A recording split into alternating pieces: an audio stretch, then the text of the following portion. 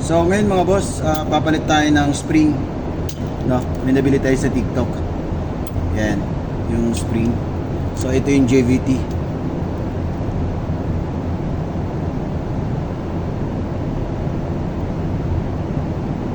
Parang pares lang eh.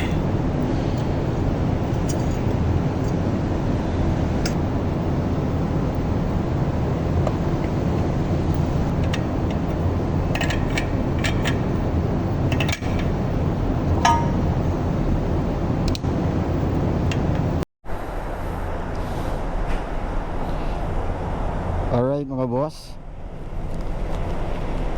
so after na din mailagay yung ating center spring ng ating PCX, no? So tatry natin ngayon, you know, ang problema kung bakit ko siya pinalitan ng center spring, dahil hindi ko na naramdaman yung kanyang angas, arangkada, tsaka yung RPM. Kung naririnig nyo yung ganito, yan, yung angas, yung mga ganyan. So itatry natin kung nakuha na nga natin ang isa sa mga gusto nating mangyari, dahil ilang beses na nating tinatry yung ibang option, pagpapalit ng bola, pagkombinasyon ng bola, di ba?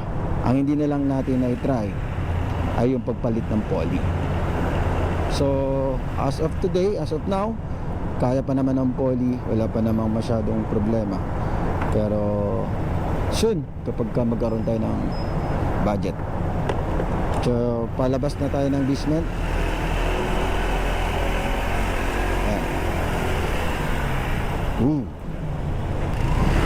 Nasa Mandaluyong tayo ngayon. So ang combination natin ng bola ngayon is 13-16, 16-13. Yan. Yun pa rin yung bola natin. Ang pinalitan lang natin yung ating center spring na JVT. Medyo 2 years na rin kasi, kaya ayun, pinalitan natin. Ramdam ko kasi nawala na yung arangkada at yung angas ng ating PCX o CYT. Kaya naman nagpalit tayo ng bagong center spring. Alright, so let's see, takbo lang na tayo ng bahagya, sabay balik tayo dun sa basement. Okay, ayun. Grabe, diba? So sa mga namumblema dyan, sa mga nagkaroon ng problem kung bakit hindi kayo nabibigyan ng RPM ng kanyang mga scooter, isa sa mga dahilan kung bakit hindi tayo nabigyan ng RPM o nawala na yung hatak ng ating mga scooter, dahil sa malambot na yung spring. Ikot na tayo dito.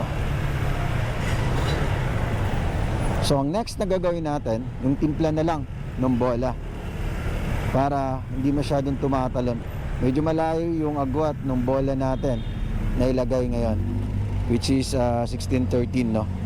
Kaya naman palagay ko parang tumatalon. Hindi naman tumatalon, pero andun pa rin yung drag ng kaunti. Ayun, no? Yun ang hinahanap ko, yung RPM, yung angas, yung arangkada, yung ganon. Kung nararamdaman yun, kung may yung scooter nyo ay wala nang ganon, ibig sabihin lang nun, baka malambot na nga yung center spring. Magpalit na kayo ng center spring.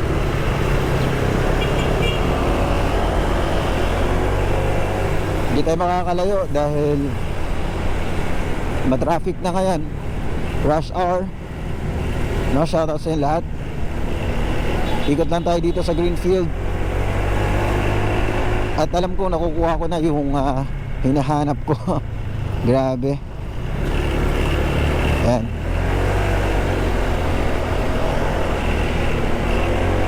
Hop.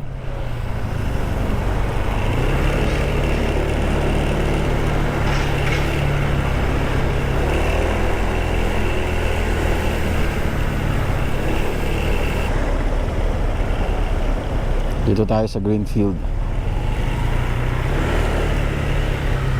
Mayflower Street. Alright. Walang ligo sa PCX. Wait lang.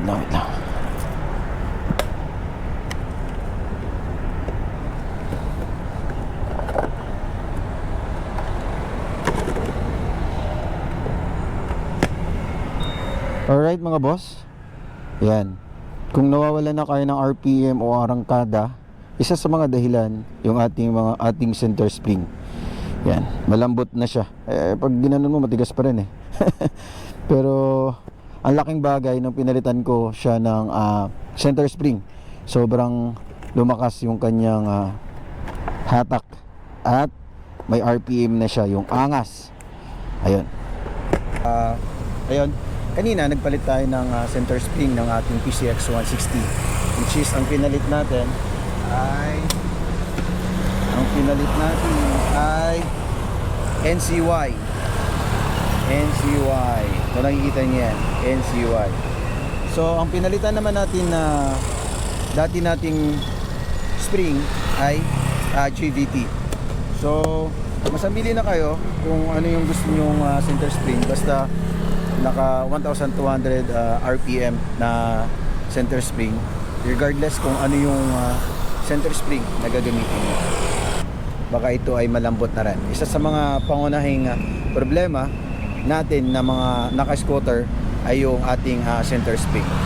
Lumalambot kasi yan, kaya medyo nawala ang hatak at yung RPM.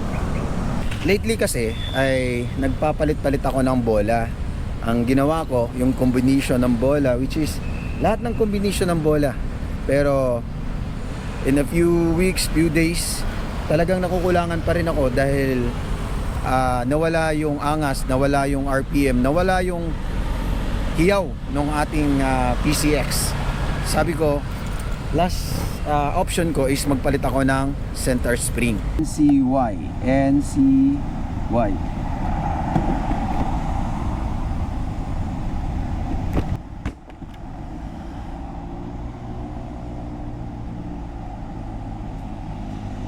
Let's go.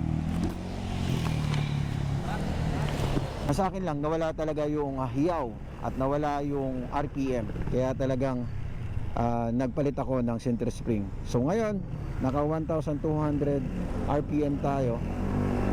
Ramdam na natin yung bagsik nung arangkada dahil sa nagpalit na tayo ng center spring.